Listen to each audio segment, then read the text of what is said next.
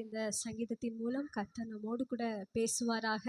இன்றைக்கு எந்த சங்கீதம் வாசித்தோம்? 91ஆம் சங்கீதம். நிறைய பேருக்கு பிடித்த சங்கீதம், நிறைய பேருக்கு மனப்பாடமாகவும் தெரியும். எத்தனை பேருக்கு மனப்பாடமாக தெரியும் இந்த சங்கீதம்? நிறைய பேருக்கு மனப்பாடமாக தெரிஞ்ச சங்கீதம்ல. நான் ஒரு பிள்ளைகிட்ட கேட்டேன், நீ டெய்லி பைபிள் படிப்பியா அப்படின்னு சொல்லி கேட்கும்போது அவன், ஆமாம் ஆண்டி, எங்கள் அம்மா எப்போவும் வெளியே போகும்போது இந்த 91ஆம் சங்கீதத்தை தான் படிச்சுட்டு போகணுன்னு சொல்லியிருக்காங்க. அதனால நான் ஸ்கூலுக்கு போகும்போது டெய்லி இந்த 91ஆம் சங்கீதத்தை தான் நான் படிச்சுட்டு போவேன், டெய்லி இந்த சங்கீதத்தை தான் படிப்பேன் அப்படின்னு சொன்னான். அந்த அளவுக்கு இது ஏன் இந்த சங்கீதத்தை படிச்சுட்டு வெளியே போக சொல்கிறாங்க?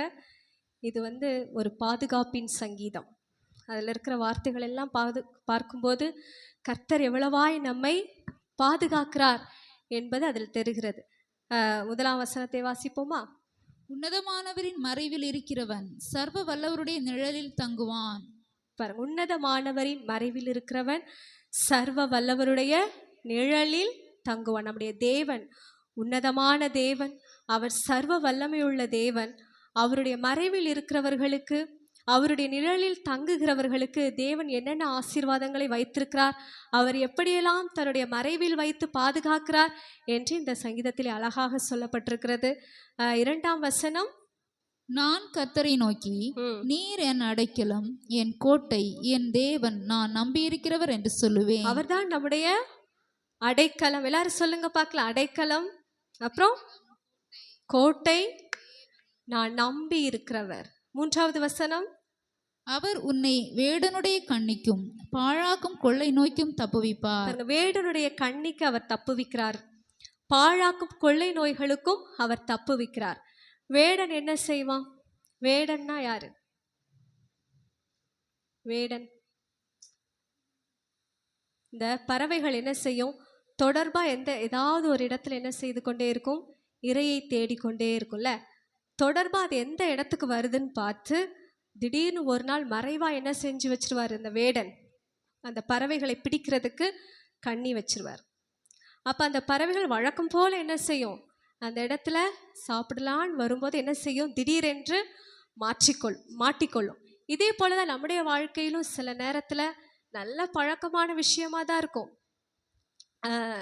நல்ல பழகின நண்பராக தான் இருப்பார். ஆனால் அவர்கள் மூலம் திடீர்னு என்ன வந்துடும்? நமக்கு ஆபத்து வந்துடும். நல்ல பழக்கமான விஷயத்திலே சில நேரத்தில் என்ன வந்துடும்?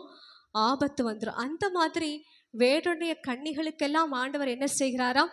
நம்மை பாதுகாக்கிறார். கொள்ளை நோய்களுக்கு ஆண்டவர் பாதுகாக்கிறார். என்ன கொள்ளை நோய் வந்துச்சு சமீபத்தில்? கொரோனா வந்துச்சுல்ல. நம்ம எல்லாரையும் ஆண்டவர் என்ன செய்திருக்கிறார்? அந்த கொள்ளை நோயிலிருந்து பாதுகாத்து வைத்திருக்கிறார். எங்கள் அப்பாவுக்கும் கொள்ளை நோய், அந்த கொரோனா வந்தது. அப்போது எங்கள் அப்பா ஒரு பெட்டில் அட்மிட் ஆகியிருந்தாங்க, பக்கத்தில் ஒரு சகோதரர் அட்மிட் ஆகியிருக்காரு. அப்போ 2 பேரும் நல்லா அவர் பேசி கொண்டு தான் இருந்தாராம். திடீர்னு அவருக்கு ஆக்சிஜன் லெவல் கம்மியாகி இவங்க பார்க்கின்ற போதே அந்த மனிதன் இறந்து போய்விட்டார். பாருங்க, கொள்ளை நோய். அவர்களுக்கும் நமக்கும் ஆண்டவர் என்ன செய்கிறார்? வித்தியாசத்தை கட்டளையிடுகிறார். கொள்ளை நோயின்று நம்மை பாதுகாக்கிறார். 4வது வசனம், அவர் தமது சிறகுகளாலே உன்னை மூடுவார், அவர் செட்டைகளின் கீழே அடைக்கலம் புகுவாய், அவருடைய சத்தியம் உனக்கு பரிசையும் கேடகமும் ஆகும். அவர் என்ன செய்கிறார்? நம்முடைய தேவன் என்ன செய்கிறாராம்? அவருடைய மறைவுக்குள் நம்மை வைத்திருக்கிறார். எப்படி வைத்திருக்கிறார் தெரியுமா? அவர் தமது சிறகுகளாலே நம்மை மூடி மறைத்து பாதுகாக்கிறார். ஒரு கோழி தன்னுடைய குஞ்சுகளை எப்படி சிறகுக்குள்ளே மூடி மறைத்து கொள்ளுகிறதோ, எதுவும் அந்த குஞ்சுகளை எடுத்துக்கொண்டு போய்விடக்கூடாது என்று சொல்லி அது அழகாய் பாதுகாத்து கொள்ளுகிறது இல்லை? அதுபோல தன்னுடைய சிறகுகளினாலே கர்த்தர் என்ன செய்கிறாராம்? மூடி பாதுகாக்கிறார். 5ஆம் வசனம், இரவில் உண்டாகும் பயங்கரம், பகலில் பறக்கும் அம்பு, இருளில் நடமாடும் கொள்ளை நோய், மத்தியானத்தில் பாழாக்கும் சங்காரம், எல்லாவற்றிற்கும் ஆண்டவர் தப்புவித்து நம்மை பாதுகாக்கிறார். இதை கண்டெல்லாம் நீங்கள் பயப்படாதீங்கன்னு சொல்லி கர்த்தர் நம்மை ஆறுதல் படுத்துகிறார். இதோ இஸ்ரவேலை காக்கிறவர் உறங்குவதும் இல்லை, தூங்குகிறதும் இல்லை. நாம் இரவு நேரத்தில் நல்லா தூங்கிட்டு இருக்கும்போது ஆண்டவர் என்ன செய்கிறார்? உறங்காமல் தூங்காமல் நம்மை பாதுகாத்து கொண்டே இருக்கிறார். உன் பக்கத்தில் 1000 பேரும் உன் வலது புறத்தில் 10000 பேரும் விழுந்தாலும் அது உன்னை அணுகாது. மற்றவங்களுக்கு ஒருவேளை கொள்ளை நோய்கள் வரும்போது, பிரச்சனைகள் வரும்போது அவங்க விழுந்து போயிடுவாங்க. அதை பார்த்து நாம் பயப்பட தேவையில்லை. அவங்க விழுகிறத நாம் பார்ப்போம். ஆனால் அதே போல் நமக்கு என்ன செய்யாது, நேரிடவே நேரிடாது. ஏன்? நாம் யாருடைய மறைவினில் இருக்கிறோம்? உன்னதமானவருடைய மறைவில் இருக்கிறோம். சர்வ வல்லவருடைய நிழலுக்குள்ள இருக்கிறதுனால அந்த துன்மார்க்கருக்கு என்ன பலன் கிடைக்குதோ அந்த மாதிரி பலனை கர்த்தர் நமக்கு தருகிறதில்லை. அவர் நம்மை வேலியடைத்து அவர் பாதுகாக்கிறார். 9ஆம் வசனம் வாசிக்கலாமா? எனக்கு அடைக்கலமாயிருக்கிற உன்னதமான கர்த்தரை உனக்கு தாபரமாக கொண்டாய். 10.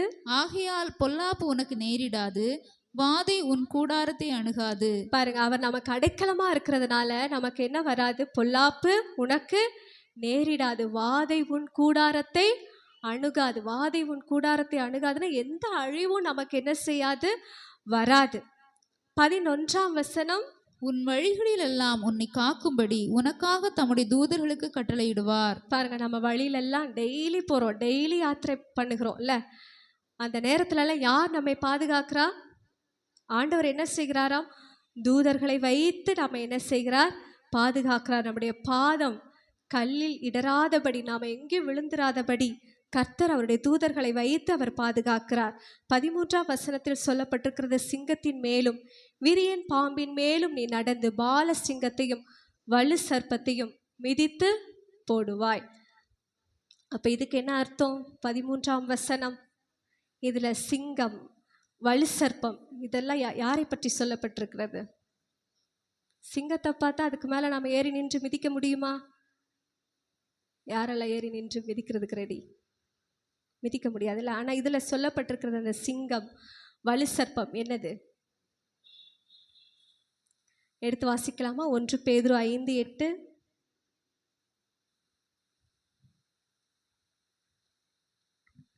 தெளிந்த புத்தி உள்ளவர்களாயிருங்கள், விழித்திருங்கள். ஏனெனில் உங்கள் எதிராளியாகிய பிசாசானவன் கெர்ச்சிக்கிற சிங்கம் போல் எவனை விழுங்கலாமோ என்று வகை தேடி சுற்றி திரிகிறான். பிசாசானவன் என்ன செய்கிறானாம்? சிங்கத்தை போல, கெர்ச்சிக்கிற சிங்கத்தை போல அவன் விழுங்கலாம் என்று வகை தேடி கொண்டிருக்கிறான். வெளிப்படுத்துதல் 12ஆம் அதிகாரம் 9ஆம் வசனம், உலகம் அனைத்தையும் மோசம் போக்குகிற பிசாசு என்றும் சாத்தான் என்றும் சொல்லப்பட்ட பழைய பாம்பாகிய பெரிய வலுசர்ப்பம் தள்ளப்பட்டது. பாருங்க, அப்ப பாம்புன்னு எதை சொல்லப்பட்டிருக்கு? பிசாசு இல்ல, சாத்தான், பிசாசு. இதான் என்னன்னு சொல்லப்பட்டிருக்கு? சிங்கம், விரியன், பாம்பு என்று சொல்லப்பட்டிருக்கிறது. பாருங்க, தேவனை புகலிடமாய் நம்ம கொண்டிருந்தோம் அப்படின்னா அந்த சாத்தானை காலின் கீழே மிதிக்கிறதற்கு தேவன் நமக்கு என்ன செய்கிறார்? பலன் கொடுக்கிறார். லூக்கா 10ஆம் அதிகாரம் 19-20 எடுத்து வாசிங்க.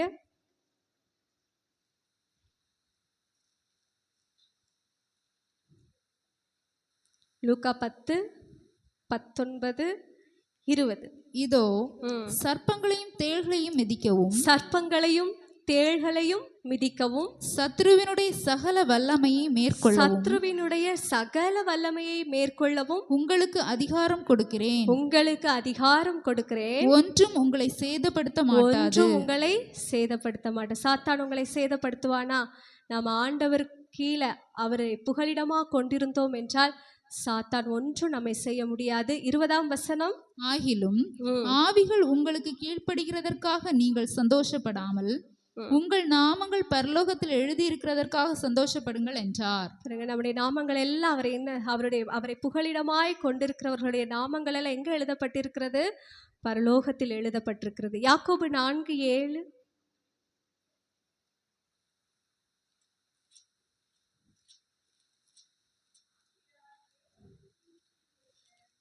தேவனுக்கு கீழ்ப்படிந்திருங்கள், அப்பொழுது அவன் உங்களை விட்டு ஓடி போவான். அங்கே சத்ருவானவனை நம்ம எதிர்த்து போராடணும் அப்படின்னா முக்கியமான கண்டிஷன் என்ன? தேவனுக்கு கீழ்ப்படிந்திருங்கள். ஆண்டவருக்கு கீழ்ப்படுகிற, ஆண்டவருடைய மறைவினில் இருக்கிற ஒருவரால் என்ன செய்ய முடியும்? சத்ருவானவனை எதிர்த்து போராட முடியும். சரி, சங்கீதம் 91க்கு திரும்ப வந்துடலாம். அடுத்த வசனம் வாசிங்க. சங்கீதம் அவன் 91. என்னிடத்தில் வாஞ்சியாயிருக்கிறபடியால் ம், அவனை விடுவிப்பேன். ம். என் நாமத்தை அவன் அறிந்திருக்கிறபடியால் அவனை உயர்ந்த அடைக்கலத்திலே வைப்பேன். ஆண்டவர் என்ன செய்கிறார்? நம்மை உயர்ந்த அடைக்கலத்தில் வைக்கிறார். இதுவரைக்கும் பார்த்தோம், நமக்கு ஆண்டவர் வந்து வழிகளிலெல்லாம் தூதர்களை வைத்து பாதுகாக்கிறார். இருளின் பயங்கரங்களுக்கு, பகலின் அம்புகளுக்கெல்லாம் விலக்கி நம்மை பாதுகாக்கிறார் என்று. சரி, ஆண்டவரை அடைக்கலமாய் கொண்டிருக்கிற ஒரு மனுஷனுக்கு ஆபத்து வருமா? ஆபத்து வருமா, வராதா? வரும். பாருங்க, அடுத்த வசனத்திலே சொல்லப்பட்டிருக்கிறது 15ல, அவன் என்னை நோக்கி கூப்பிடுவான், நான் அவனுக்கு மறு உத்தரவு அருளி செய்வேன். ஆபத்தில் நானே அவனோடு இருந்து அவனை தப்புவித்து அவனை கனப்படுத்துவேன். துன்மார்க்கருடைய வழி என்ன செஞ்சிடும்? அழிந்து போகும். அவன் ஒரு ஆபத்தை சந்திக்கும் போது அவன் அழிந்து போவான். ஆனா நாம ஒரு ஆபத்தை சந்திக்கும் போது ஆண்டவர் என்ன செய்கிறார்? நம்மை தப்புவிக்கிறார், நம்மை கனப்படுத்துகிறார். அவர் ஆபத்தில் அவர் நம்மோடு கூட இருக்கிறார். அது மட்டும் இல்ல, 16வது வசனத்தை வாசிக்கும் போது, நீடித்த நாட்களால் அவனை திருப்தியாக்கி என் ரட்சிப்பை அவனுக்கு காண்பிப்பேன். நீடித்த நாட்களால் அவனை திருப்தியாக்கி அப்படின்னா என்ன? நமக்கு லாங் லைஃப் கொடுப்பார் ஆண்டவர், நம்மை திருப்தியாக்குவார். ஆண்டவர் சொல்லியிருக்கிறார், நீ உன் பிள்ளைகளின் பிள்ளைகளையும் காண்ப. எந்த ஆபத்திலையும் நம்மை அழிந்து போகாதபடி ஆண்டவர் என்ன செய்கிறார்? பாதுகாத்து நமக்கு நீடித்த நாட்களை நமக்கு கொடுத்து நம்மை திருப்தியாக்கி நடத்துகிற நல்ல தேவன் அவர். அவர் நம்மை என்ன செய்கிறார்? தப்புவிக்கிறார், நம்மை கனப்படுத்துகிறார். கர்த்தர் இந்த வார்த்தைகளின்படி நம்மை நடத்தி நம்மை ஆசீர்வதிப்பாராக. தெய்வ சமூகத்திலே சாட்சி கொடுக்கிறவர்கள் சாட்சி கொடுக்கலாம்.